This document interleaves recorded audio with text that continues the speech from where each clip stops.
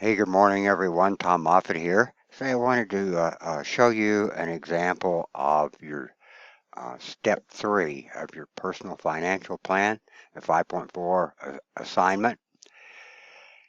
That is to identify alternative courses of action that you might take to achieve the goals that you created in step 2. Let's look as an example. We're looking at just financial goals. So let's look as an example of one of the goals that we had in step 2 was to pay off our credit card debt. That debt was $850, and we were going to pay it off, or wanted to pay it off, in 12 months beginning in January. So in step 3, all we want to do is to identify how might we go about achieving that goal.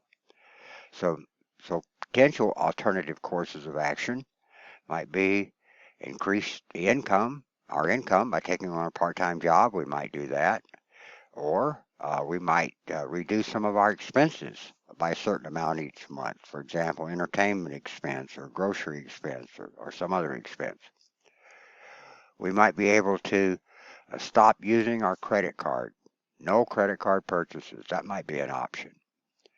Or we might even move to less expensive housing. That would lower our expenses and allow us to apply that savings to achieving that goal.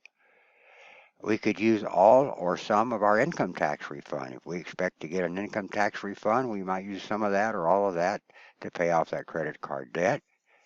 We might reduce expenses by carpooling or taking public transportation. And whatever amount we save there, we might be able to apply that to achieve that goal. Or perhaps we'd even use some amount out of our savings to pay off our credit card debt. Those are just some of the things that we might do.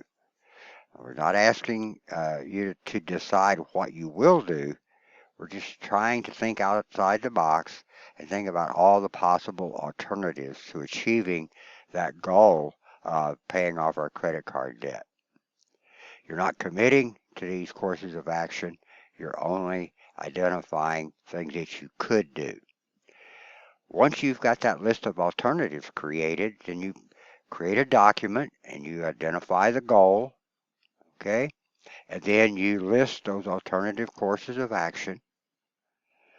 Once you have those completed, you simply upload that document to Canvas as a PDF file or a Word document. And that's all that step 3 is asking you to do.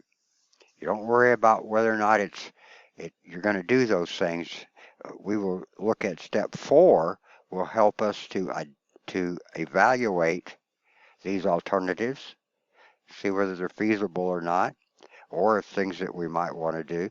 And then step 5 is we actually choose which alternatives we might apply to achieving our goals. So if you have any questions about step 3 and what to do, please let me know.